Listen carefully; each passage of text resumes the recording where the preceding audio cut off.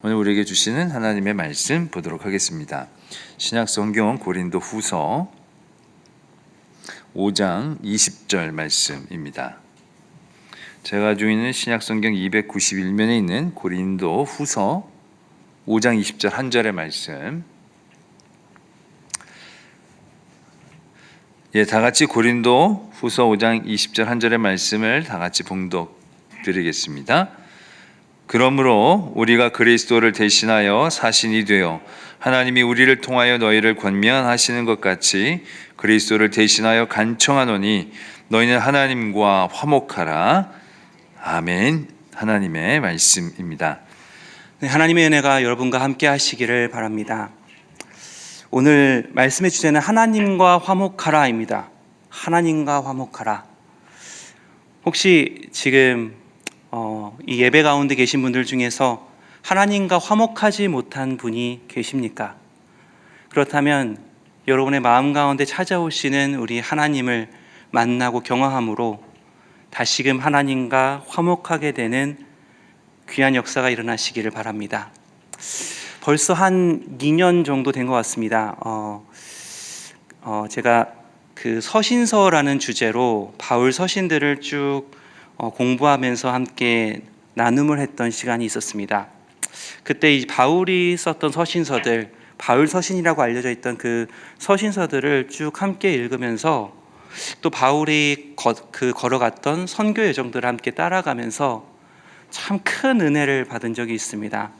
그곳에서 바울이라는 사람에 대해서 참 매료되었던 기억이 있습니다.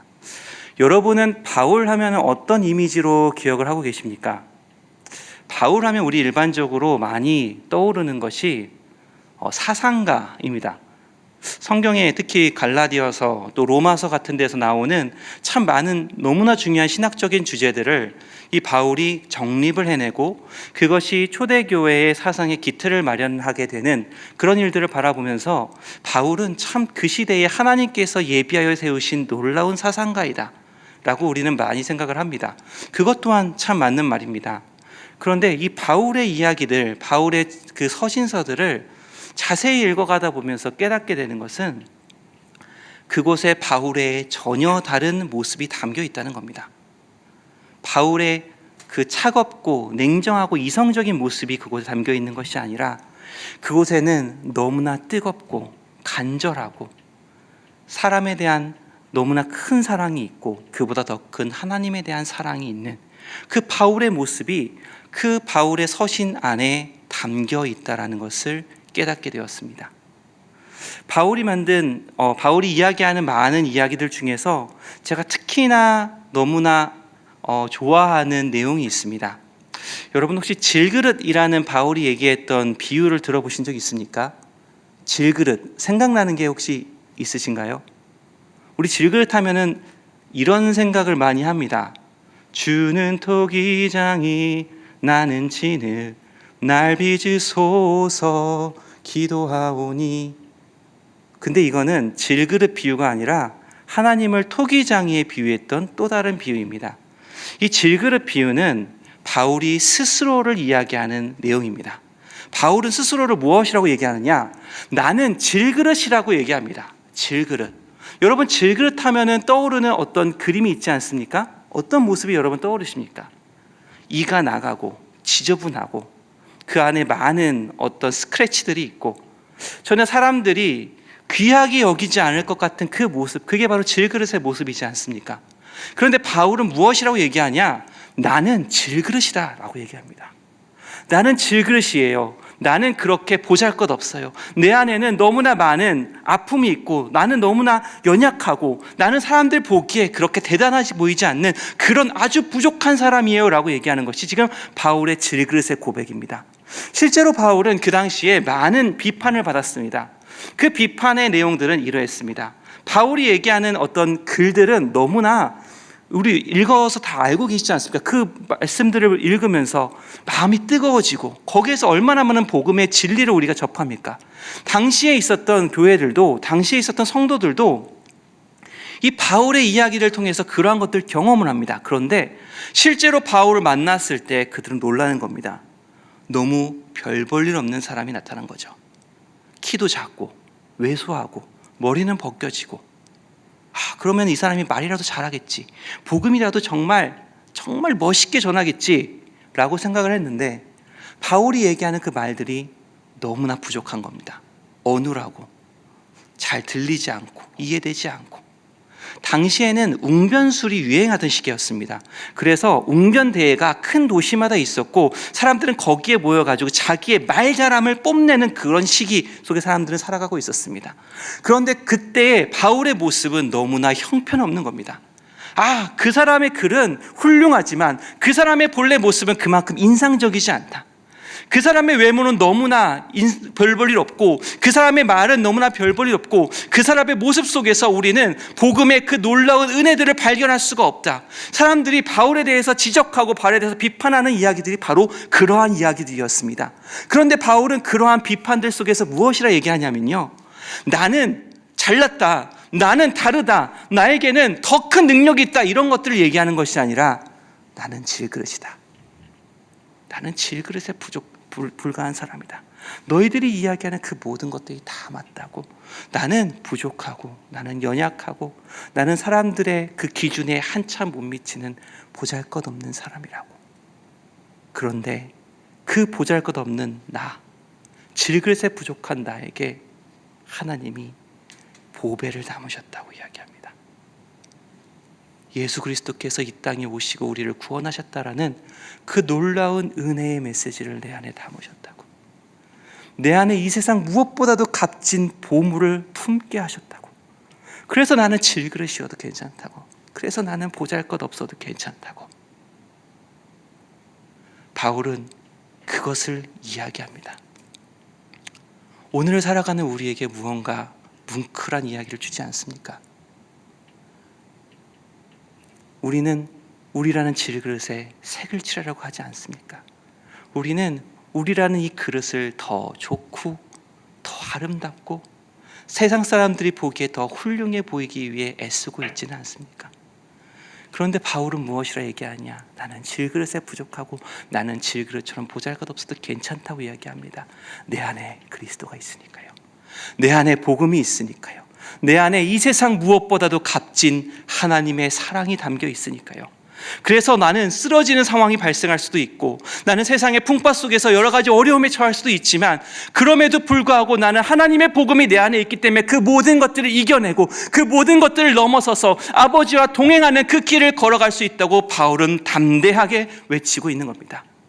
우리가 질그릇이라는 사실을 기억하시길 바랍니다. 우리가 질그릇에 불과하지만 우리 안에는 예수 그리스도라는 그 놀라운 복음이 담겨 있는, 이 세상 무엇보다도 값진 그 보물이 우리 안에 있는 참으로 하나님 보시기에 귀하고 귀한 하나님의 사람이라는 것을 여러분 기억하시길 바랍니다. 이 말씀을 제가 읽으면서 참 마음속에서 계속해서 울려 퍼지는 찬양이 있었습니다. 제가 어렸을 때 예전에 그 아동부 사역을 했던 적이 있었는데, 아이들 찬양 중에 내 마음의 한 자리라는 찬양이 있습니다. 그 찬양이 이렇습니다. 우리들을 위하여 십자가에 못 박혀 모든 죄를 대속하여 의인 삼아 주신 주, 어떤 일이 있어도 나를 버리지 않고 죽기까지 사랑하신 나의 귀한 예수님, 내 마음의 한 자리, 가장 귀한 그 자리, 주 오셔서 앉으소서, 주님만 나의 보배, 내 마음의 한 자리, 가장 귀한 그 자리, 주 오셔서 다스리소서, 주님만 나의 영광. 아이들이 아이들의 목소리로 이 노래를 찬양하는데, 이 찬양을 찬양하며 주님 내 마음에 가장 귀한 그 자리에 앉아주세요, 이렇게 찬양을 하는데, 그 찬양을 보면서 정말 엉엉 울었던 기억이 났습니다. 여러분의 마음 그 귀한 곳, 가장 귀한 그 자리에 누가 계십니까? 여러분의 가장 귀한 그곳에 주님이 계십니까? 주님을 그 자리에 초청하십시오. 우리는 질그릇입니다. 우리는 질그릇에 부족합니다. 우리 안에 주님이 오셔야 됩니다. 그 주님이 우리 안에 오셔서 우리를 다스리실 때에 하나님께서 꿈꾸시던 그 놀라운 일들을 우리를 통해서, 이 교회를 통해서, 하나님의 사람들을 통해서 이 땅 가운데 이루어 가실 것입니다. 이 놀라운 질그릇의 이 이야기 너무 아름답지 않습니까? 이 놀라운 이야기를 바울이 고린도 후서, 오늘 저희가 읽은 이 고린도 후서 4장에서 이 이야기를 하고 있는데, 사실 이 고린도 후서의 이야기는 바울이 이렇게 아름다운 이야기를 하기에는 너무나 큰 어려움을 겪은 이후에 쓰인 이야기입니다. 바울은 이때 어떠한 아픔을 겪었냐 하면, 어떤 아픔을 겪었는지, 그 아픔이 얼마나 컸는지 바울은 이 고린도후서에서 근심이란 단어를 엄청나게 많이 사용을 합니다. 그런데 바울 서신 통틀어서 그걸 찾아보아도 이 근심이라는 단어는 잘 나오지 않습니다. 바울이 정말로 힘들었던 상황이었던 겁니다. 정말로 아프고 정말로 고통 속에 있었던 상황을 바울은 근심이라고 표현하면서 자신이 서신서에 쓴 모든 근심이라는 단어의 80%를 이 고린도 후서에서 사용을 합니다. 그만큼 바울은 어려움 속에 있었습니다. 그렇다면 바울은 어떤 어려움 속에 있었을까요? 이 바울이 처했던 어려움을 우리가 이해하기 위해서는 바울이 걸어왔던 그 사역의 어떤 그 선교 사역의 이야기들을 한번 되짚어 볼 필요가 있습니다. 우리는 이 바울이 안디옥 교회라는 곳에서 파송을 받아 선교 사역을 시작한 것으로 많이 알고 있습니다. 이 안디옥 교회는 처음 예루살렘의 교회가 세워지고 예루살렘 교회가 부흥을 하다가 이 교회가 핍박을 받기 시작하면서 이 교회에서 떠난 사람들이 안디옥 지역에 모여서 만들어진 교회입니다. 실제로 이 안디옥 교회는 초대교회 선교 사역의 가장 중심이 되는, 가장 핵심이 되는 곳이었고, 여기에서 초대교회의 어떤 굵직한 모임들이 이루어집니다. 그런데 이 안디옥 교회에서 바울은 안디옥 교회에 있는 교회 지도자들과 커다란 마찰을 겪게 됩니다. 그 마찰의 내용은 율법에 대한 내용이었습니다. 당시 초대교회 사람들은 대부분 유대인이 그리스도인이 된 상황이었는데, 유대인들이 그리스도인이 되다 보니까 생기는 한 가지 문제가 있었습니다. 무엇이냐 하면, 이 유대인들은 평생 동안 자기들이 짊어지고 살아왔던 율법을 완전히 버릴 수가 없었던 겁니다. 그래서 초대교회의 흐름을 보면은 어느 정도의 율법적인 요구들을 그리스도인들에게 제시하는 것을 바라볼 수가 있습니다. 그런데 바울은 예수 그리스도의 복음을 깊이 경험하고 나서 이 율법에 대한 모든 요구들이 완전히 잘못되었다라는 것을 깨닫습니다.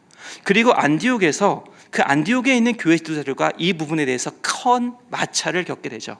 그리고 이 안디옥 교회에 있는 지도자들과 결별을 하고 우리가 지금 터키 지역으로 알고 있는 그 에게 지역에 있는 그 땅으로 선교를 떠나게 됩니다. 이때부터 바울은 이 율법과 아주 커다란 싸움을 하게 됩니다. 바울이 선교를 하는 곳곳마다 바울을 공격했던 가장 극심한 반대자들은 유대인들이었습니다. 너무 당연한 사실이죠. 유대인들은 그리스도가 메시아다라고 하는 것을 받아들이지 못했기 때문에 바울이 복음을 전하는 그곳에 있는 유대인들은 바울을 죽이려고 했습니다. 바울이 복음을 전하는 그 모든 순간마다 찾아가서 그를 방해하려고 했습니다. 그래서 바울은 처음에 교회를 세우려고 이 선교를 떠나는 그 상황 속에서 한 곳에서 오래 머무를 수 없는 그런 핍박을 받습니다. 어떤 곳에서는 일주일, 어떤 곳에서는 일주일도 있지 못하고 떠납니다. 바울이 고린도 교회에 오기 전까지 빌립보 교회, 데살로니가 교회, 이런 교회들을 세우는데, 실제로 학자들은 바울이 가장 고린도 교회에 오기 전까지 가장 오래 머물렀다라고 추정되는 데살로니가, 그 지역에서 대략 3주 정도를 머물렀다라고 봅니다. 얼마나 짧은 시간 머물렀는지 여러분 감이 오시죠? 얼마나 그 선교의 현장이 치열하고 어려웠는지 여러분 감이 오실 겁니다. 그런데 바울이 그렇게 치열한 어떤 선교의 현장들을 경험을 하다가 고린도 지역에 정착을 하게 됐는데, 이 고린도 교회의 엄청난 부흥과 고린도 교회에 많은 사람들이 와서 교회라는 이 공동체를 세워가는 그것들을 경험하면서 처음으로 바울은 이 고린도에서 조금 안정적인 선교 사역을 할 수 있게 됩니다. 안정적인 선교 사역을 할 수 있었다는 이야기는 고린도 교회가 다른 어떤 지역에 있는 교회들보다 힘이 세고 그 지역에서 영향력을 발휘하는 교회가 되어서 유대인들의 그런 엄청난 공격 속에서도 바울을 지켜낼 수 있었던 교회라는 것을 의미합니다. 바울은 이 고린도 교회에서 약 18개월을 머물게 됩니다. 1년 반 정도가 되죠. 지금 저희의 눈으로 봤을 때 굉장히 짧은 시간으로 생각될 수도 있지만, 이 바울의 선교 여정으로 봤을 때 그것은 너무나 긴, 너무나 행복한 시간이었습니다. 바울은 그 고린도 교회에서 고린도 교회를 세워가고 그 고린도 교회를 위해서 온 마음과 힘을 다해 이 교회를 하나님의 은혜 가운데 만들어갑니다. 이 고린도 교회에서의 사역을 마치고 이제 바울은 또 다른 선교지로 떠나게 되는데, 에베소라는 곳으로 떠나게 됩니다. 그곳에서 바울은 이 고린도 교회가 처한 어떠한 교회 안의 갈등의 이야기를 듣게 되죠. 우리 많이 들었던 이야기 드릴 겁니다. 교회 안에 파벌이 생기고 이혼이라든지 여러 사회적인 문제들과 결부된 교회의 문제들이 이 바울의 귀에 들려오게 됩니다. 바울은 그 고린도 교회를 향해서 마음을 다해 고린도 전서라는 편지를 쓰죠. 이 고린도 교회가 처해 있었던 여러 가지 어려움들을 하나님의 복음 안에서 어떻게 바라보아야 되고 우리는 어떻게 걸어가야 되는지를 쓴 것이 바로 고린도 전서였습니다. 바울의 아주 충실한 동역자였던 디모데가 그 고린도 전서를 가지고 고린도 교회로 가게 됩니다. 그런데 여기에서부터 커다란 문제가 발생을 합니다. 디모데가 고린도 교회에 도착을 했는데 고린도 교회의 분위기가 심상치 않은 겁니다. 디모데를 반기지 않는 것, 이것은 당연하고, 디모데가 가지고 온 바울의 편지, 바울에 대한 모든 것들을 거부하는 상황이 그곳에서 발생을 한 겁니다. 너무나 심상치 않은 이 상황, 대체 이곳에는 무슨 일이 발생을 했던 걸까요? 우리가 초대교회의 역사를 살펴보면 초대교회가 시작된과 동시에 이 초대교회에는 하나의 이단이 발생한 것을 발견할 수가 있습니다. 초대교회에 발생했던 최초의 이단, 이것은 율법주의 이단이었습니다. 복음이 아니라 율법의 요구로 구원에 이를 수 있다라는 이단이 처음 교회가 세워지고 교회의 그 복음이 전파되는 그 곳곳마다 그 이단적인 움직임들이 나타납니다. 실제로 이런 이단적인 가르침을 가르치는 사도들이, 자칭 사도들이 나타나서 바울이 세웠던 그 교회를 찾아가 그곳을 망가뜨리는 일들이 계속해서 발생을 합니다. 갈라디아 교회가 그랬고 로마 교회도 비슷한 일을 겪습니다. 그런데 고린도 교회는 이거보다 더 심한 사건이 발생한 겁니다. 무엇이냐? 이 율법주의 이단의 선교사들이 거기에 와서 이 율법주의를 그들에게 가르치는데, 이 고린도 교회가 그 율법주의에 완전히 넘어가 버린 겁니다. 쉽게 얘기하면 우리가 너무나 사랑하는 한 교회가 저 완전히 이단에 빠져버리는 그 상황이 발생을 한 거죠. 바울이 그 이야기를 들어와 듣습니다. 디모데가 그 이야기를 전해주는데 바울의 심정이 어땠겠습니까? 바울의 마음이 어땠겠습니까? 무너져 내리고 눈물이 흘러내리고 탄식이 나고, 바울은 그 이야기를 듣자마자 바로 짐을 싸 고린도 교회로 향합니다. 그런데 고린도 교회에 들어가지도 못하고, 그 고린도라는 지역에 들어가지도 못하고, 그 고린도 교회에 그 율법주의를 전했던 율법주의자들에게 막혀서 큰 봉변을 당하고 쫓겨나는 상황에 이릅니다. 다시 돌아온 바울은 다시 이 상황을, 다시 이런 것들을 정비해가지고 다시 그 고린도 교회로 가야 되는데, 이제 그 에베소에서 갑자기 어떤 어려움이 닥쳐서 감옥에 갇히고, 그리고 죽음을 눈앞에 두는 그런 어려움들이 발생하게 됩니다. 가까스로 이 어려움을 벗어나서 다시 고린도 교회로 가야 되는데 또 여러 가지 어려운 상황들이 계속해서 발생해 바울의 길을 막습니다. 아무리 가고 싶어도 그 고린도 교회에 갈 수 없는 상황이 그곳에서 일어나는 겁니다. 그 바울의 마음이 어떠했을까요? 그 바울이 그 고린도 교회를 보면서 무너져 내리는 그 마음을 바울은 어떻게 감당할 수 있었을까요? 참을 수 없어서, 하지만 할 수 있는 일이 없어서 바울은 거기서 자기가 할 수 있는 유일한 일을 합니다. 그것이 무엇이냐? 편지를 쓰는 거였습니다. 바울은 이 고린도후서에서 심지어 실제로 그 편지를 눈물의 편지라고 고백을 합니다. 자기가 눈물의 편지를 썼다고 이야기를 합니다. 눈물로 한자 한자 적어가는 그 편지, 그곳에 자기의 그 모든 마음을 담아서, 모든 기도와 모든 간구를 담아서 그 편지를 써서 그 편지를 고린도 교회에 보내게 되죠. 그런데 여러분, 이 편지로 이단에 빠진 교회가 돌아올 수 있겠습니까? 여러분, 이단에 빠진 사람들하고 이야기해 보신 적이 있습니까? 얼마나 그들이 편협해져 있는지, 얼마나 그들의 마음이 돌아서 있는지 혹시 경험해 본 적 있으십니까? 그걸 경험해 보신 분들이라면 이 바울이 눈물로 썼다라는 편지가 얼마나 힘없고 연약한 건지를 쉽게 생각할 수 있습니다. 바울 역시 그렇게 생각했을 겁니다. 자기가 할 수 있는 일이 없어서, 그곳에서 만나서 한 사람 한 사람 설득해서 그들을 돌려야 하는데 그럴 수가 없어서 그 눈물로 그 편지를 적어 보내는데, 그런데 거기서 기적이 일어나는 겁니다. 이 편지를 읽고 고린도 교회에 있는 사람들이 눈물로 회개하기 시작합니다. 예수 그리스도의 복음으로 돌아오기 시작합니다. 그곳에 있었던 그 율법주의 가르침들을 다 쫓아내기 시작합니다. 다시 바울에게 돌아와 바울에게 그들이 잘못했다고 눈물의 화해를 청합니다. 바울이 이 엄청난 기쁨의 소식을 듣고 그들에게 쓰는 편지, 그것이 바로 우리가 오늘 읽은 고린도 후서입니다. 그래서 이 고린도 후서에는 바울이 겪었던 그 슬픔과 아픔들, 그것이 고스란히 담겨 있습니다. 그런데 바울은 이 고린도 후서를 쓰면서 이 고린도 교회에게 자신을 떠났던 고린도 교회, 하나님의 그 복음을 외면했던 그 고린도 교회에게 무엇이라고 정리하면 오늘 읽었던 이 말씀으로 이 고린도후서의 주제를 전합니다. 그러므로 우리가 그리스도를 대신하여 사신이 되어 하나님이 우리를 통하여 너희를 권면하시는 것 같이 그리스도를 대신하여 간청하노니 너희는 하나님과 화목하라. 하나님과 화목하라.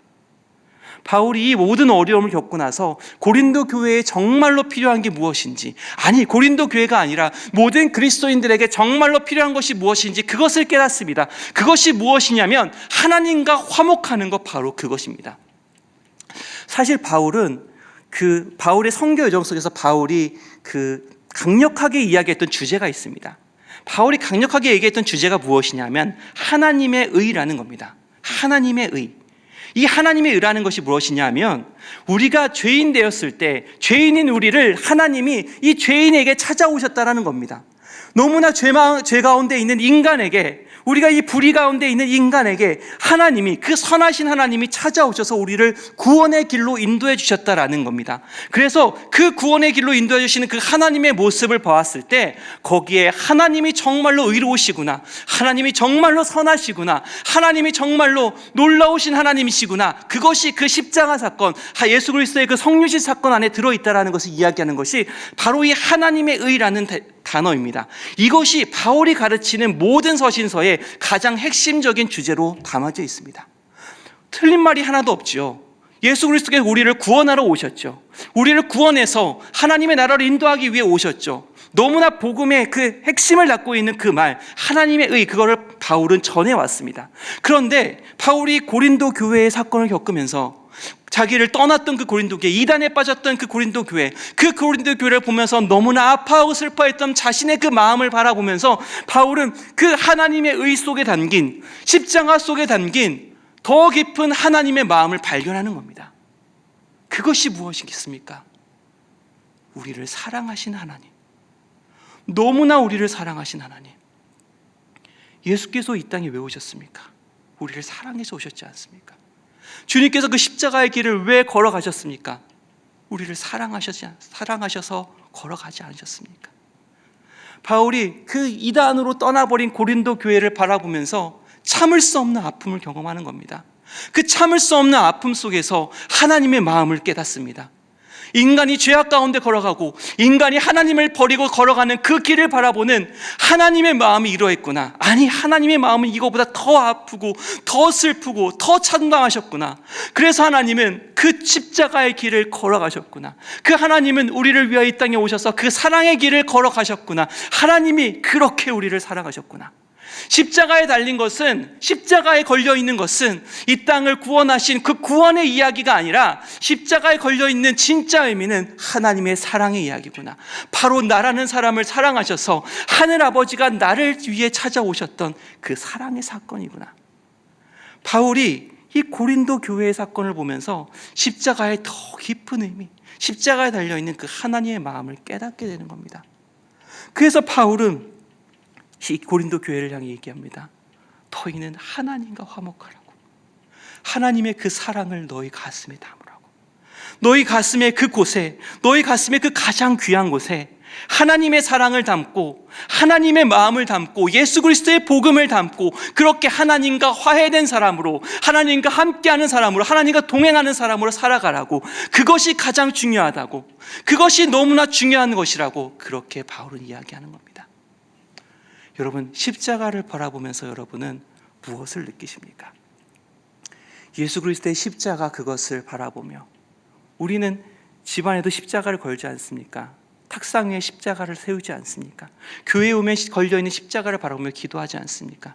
근데 여러분, 그 십자가를 바라보면서, 그 십자가를 바라보면서 여러분은 무엇을 깨닫고 무엇을 생각하십니까? 혹시 여러분에게 그 십자가라는 것이 구원의 길입니까? 여러분에게 예배라는 것이, 여러분에게 교회라는 것이, 여러분에게 예수 그리스도의 보혈이라는 것이 나를 구원에 이르게 하는 길, 나를 구원에 이르게 하는 도구입니까? 나를 하나님의 나라로 이끄는 도구에 불과한 것은 아닙니까? 십자가를 묵상하며 그 십자가를 자세히 보면 그 십자가 속에는 구원의 길이 있죠. 하지만 그 구원의 길 깊은 곳에 우리를 너무나 사랑하셔서 그 구원의 길을 만드시고, 그 구원의 길을 만드시기 위해 찢기시고 피 흘리시고 그럼에도 그 길을 사랑으로 걸어가셨던 주님의 사랑이 담겨 있습니다. 십자가에는 그 하나님의 사랑이 너무나 깊이 담겨 있습니다. 하나님께서 우리에게 말씀하시는 것은, 내가 너희를 위해서 구원의 길을 열었으니 너희는 예배를 하고, 너희는 이 길을 믿고, 너희는 어떠한 일을 해서 그 구원을 이루어내라 라는 것이 아닙니다. 하나님이 교회에게 바라시는 것은 멋진 예배와 멋진 교회의 건물과 멋진 교회의 활동들을 통해서 이 교회가 세상 가운데 이렇게 멋들어지게 있다라고 얘기하는 그것이 아닙니다. 이 교회를 통해서 사람들이 구원에 이르는 그 길이 있다라는 것을 말하라고 하는 그것이 아닙니다. 그것보다 더 깊은 곳에 있는 것, 하나님이 당신을 사랑하셨습니다. 하나님이 나를 사랑하셨습니다. 하나님이 나를 너무나 사랑하셔서 이 땅에 오셨습니다. 하나님이 나를 놓을 수가 없어서, 하나님이 나를 포기할 수가 없어서 지금도 하나님은 나를 향하여 하나님의 손을 내밀고 계시고, 지금도 하나님은 나를 향하여 하나님의 길을 예비하고 계시고, 지금도 하나님은 나를 향하여 찾아오셔서 나를 사랑하고 나와 함께 교제하기를 원하십니다. 바로 그 하나님의 사랑일 것입니다.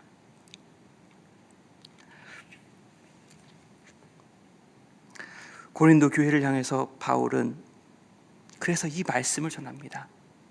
하나님과 화해하라고, 하나님의 그 사랑에 반응을 하라고. 그리고 이 하나님의 사랑을 깨달은 자들에게, 이 하나님의 사랑을 경험한 자들에게 바울은 이렇게 얘기를 하죠. 여러분이 굉장히 잘 알고 있는 한 구절이 우리가 읽은 고린도전서 5장 20절 앞쪽에 나옵니다. 17절에 여러분 이런 말씀이 있는데 들어보셨을 것입니다. 그런즉 누구든지 그리스도 안에 있으면 새로운 피조물이라, 이전 것은 지나갔으니 보라 새 것이 되었도다. 우리는 이것을 우리의 신분이 변하는 어떠한 사건에 대한 그런 진술로 이해를 하는 경우가 많습니다. 그러나 고린도 후서의 이 흐름 속에서 보았을 때 우리가 새 것이 되었다, 우리는 새로운 피조물이다라고 얘기를 하는 것은 그런 어떠한 변화를 얘기하는 것이 아니라 우리가 하나님의 사랑을 경험한 사람이라는 뜻입니다. 하나님께서 나를 위해 오셨던 그 크신 사랑을 우리가 경험했기 때문에 우리는 그것을 경험한 새로운 피조물이다라고 얘기를 하는 겁니다. 그리고 그것을 경험한 사람들에게 바울은 18절에 이렇게 말씀합니다.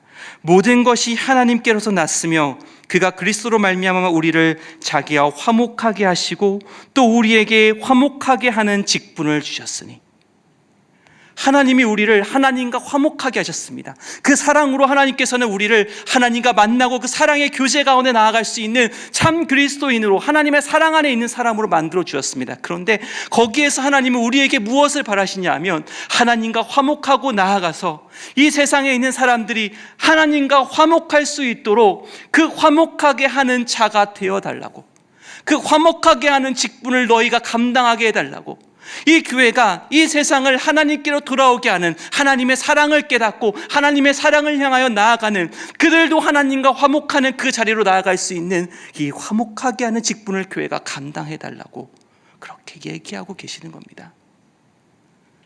하나님과 화목하게 하는 직분, 그것은 하나님의 사랑을 우리라는 이 질그릇 안에 담고 그 사랑을 또 다른 사람들에게 전하여 주는, 바로 그것을 통하여만 가능해집니다. 많은 학부모들이, 많은 우리 집사님, 권사님들이 이런 이야기를 하십니다. 아이들이 하나님을 만났으면 좋겠다고, 아이들이 하나님과 뜨거운 교제를 했으면 좋겠다고 그런 이야기들을 합니다.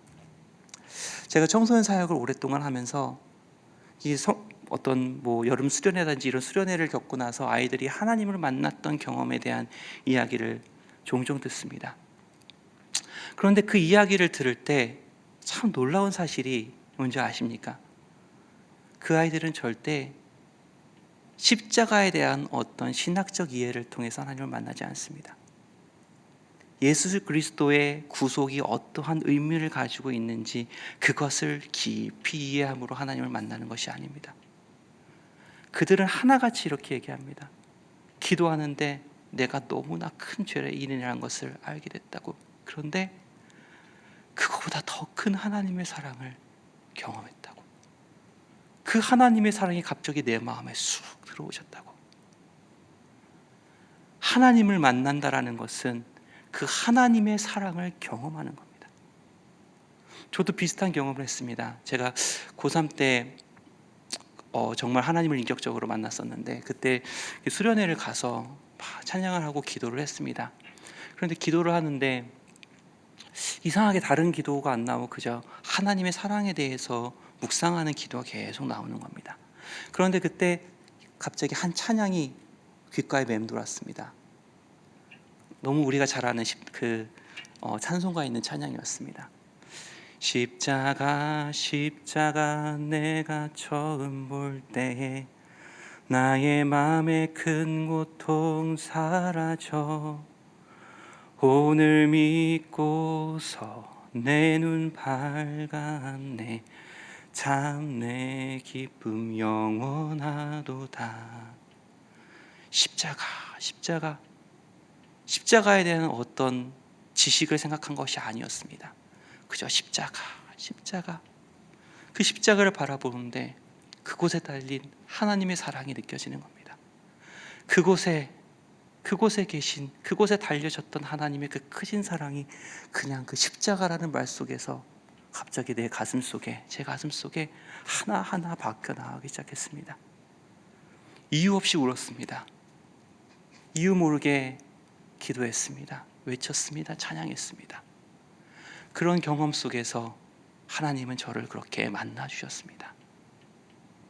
화해, 하나님과의 만남, 내 안에 오신 예수 그리스도.